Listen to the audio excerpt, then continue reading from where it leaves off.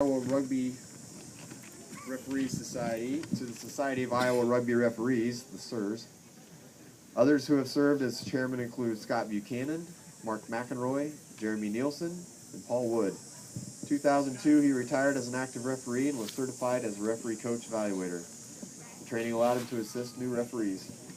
In 2009, he fully retired from any active role in rugby, except for attending the 2010 Golden Oldies Rugby Festival in Sydney with the Old Barking Dogs, Bill Hodney, and the River City Rugby Football Club.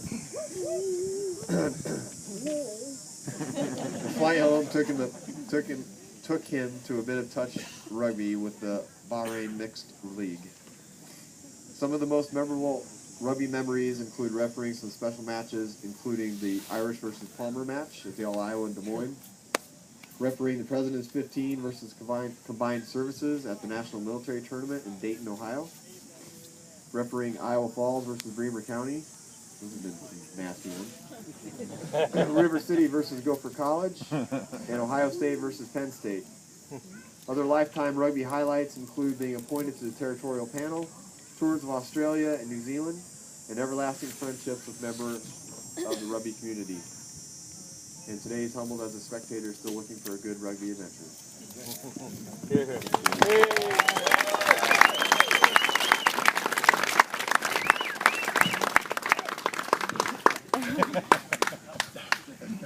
No, give us a try.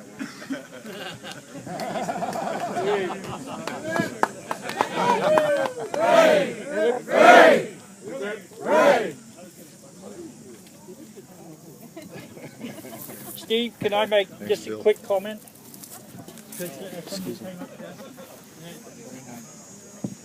One of the weird quirks that the college I was at is Sir John Cass. We had, when I got there, they didn't have a second team, and I joined the second team.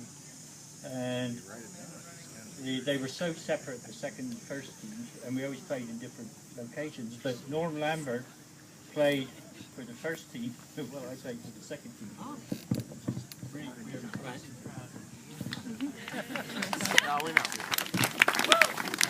Thanks, Lynn. All right, so those of you that know my dad or don't know my dad is he's, and if you don't know the word Luddite, they don't like technology.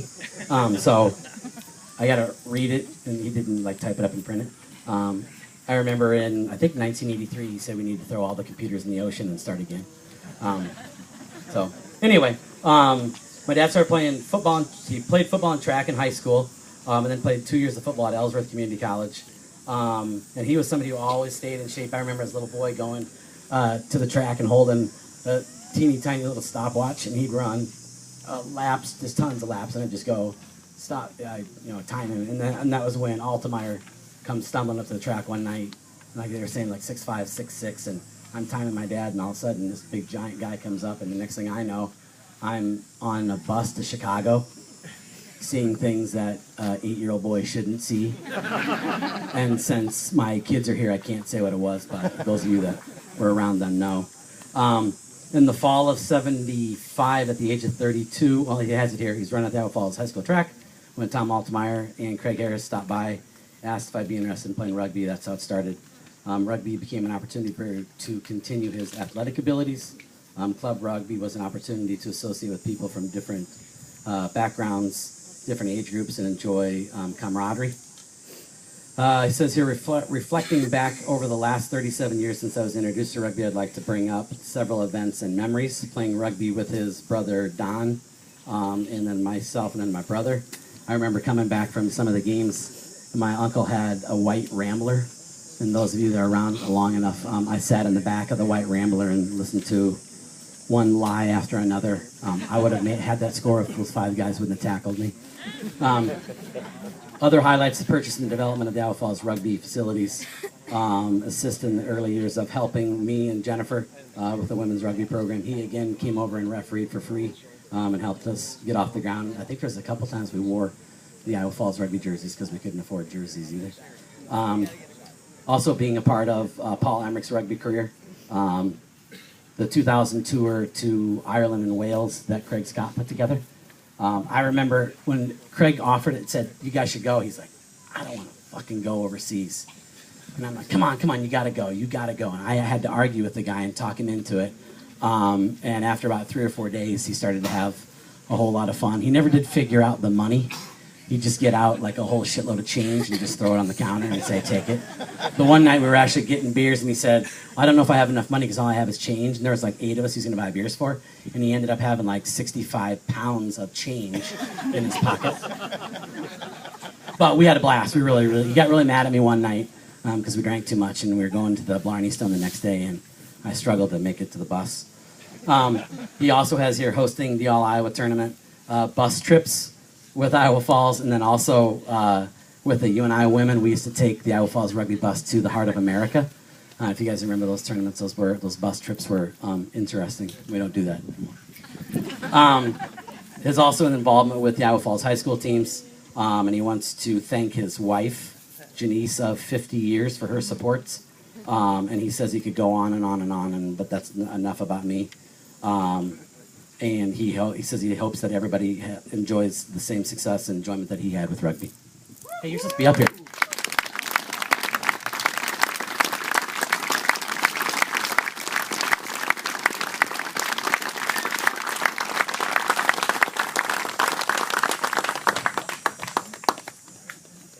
Thanks, everybody. He's got a new hat. Good job. All right, last, Doc Pisney, wherever you're at. We're behind the tree over here. Yeah, right. Well, I want to start off by thanking everybody for making the trip to round 2. I know not everybody could make it, but really glad everybody's here today. When Steve asked me to come up and talk a little bit about my dad, I was really excited to do it because, you know, for me, this experience just in his induction into the Hall of Fame just comes down to memories, and I think everybody here can think of the memories that they have made at this place that we're standing right now, and you know just how that you know is something that we all carry with us.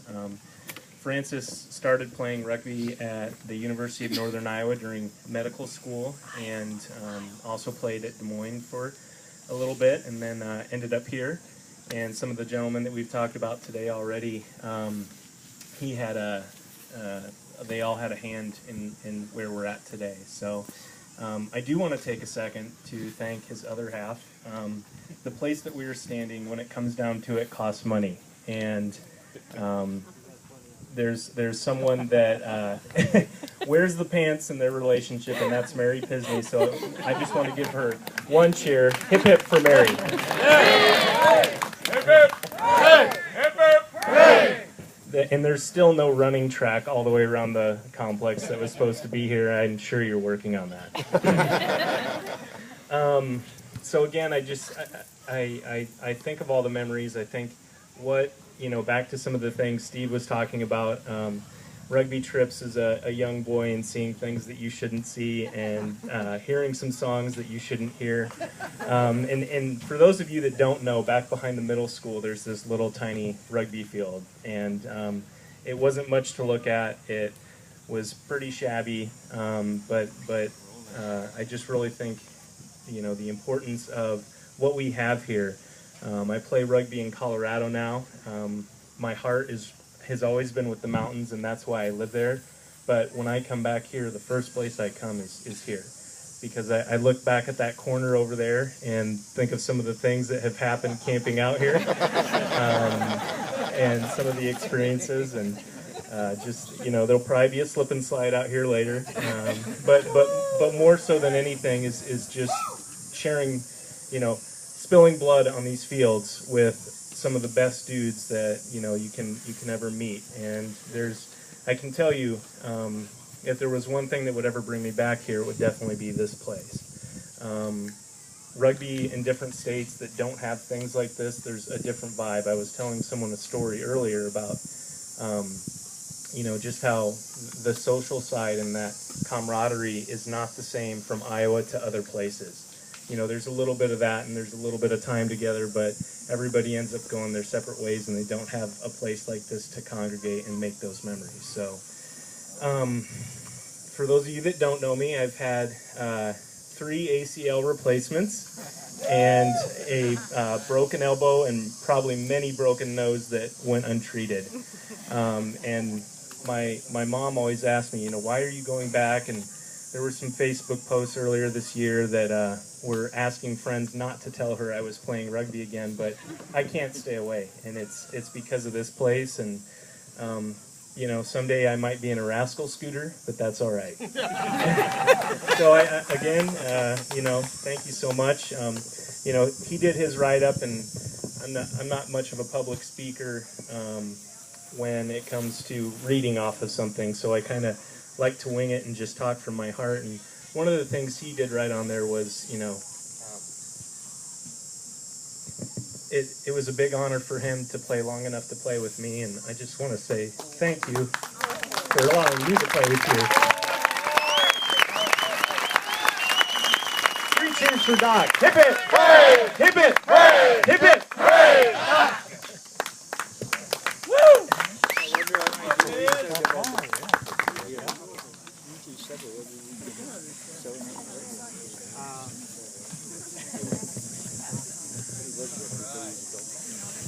I wrote a page too. I'll keep it brief. Just a couple of highlights. When I first started to play in 1968, it was a very eclectic group.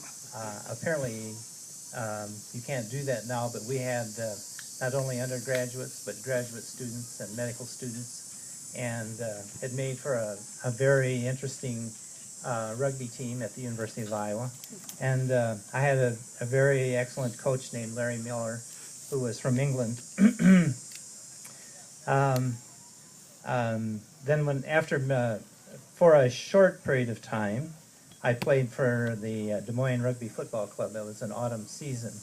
And that too was a very exciting experience. I got to meet some very interesting people there, and basically escaped with my life. I mean, it was quite a wild group, but again, it was a very good rugby experience.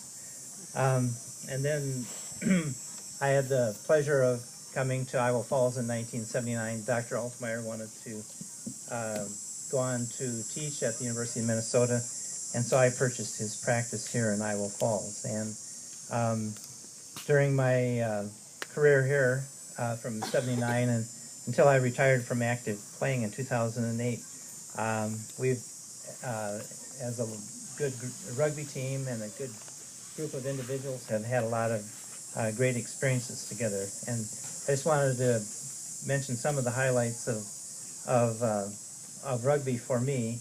And one of those is getting to know a lot of rugby players who enjoy the sport and enjoy playing and refereeing and doing the administrative stuff. I certainly thank all of you for all of the effort that you have done. As far as playing at Iowa Falls, I've had the honor of playing with some of the original founding members, which was Tom Altmaier, Craig Harris, who you met earlier, Jim Murrah, Rod Rogers, who's our current coach, Roger Wood, who is one of our coaches. We've had a very good group of excellent player coaches, and again I mentioned Roger Wood and Jim Murrah, and now Rod Rogers. We've had many club members who've gone on to player coach at other teams, and this has included Iowa State and UNI. And then we've had several players from here who've gone on to play at the national level. So again, for me, the most outstanding thing has been able to meet many of you and play rugby with you and do a lot of things to help facilitate the sport of rugby. So thank you very much.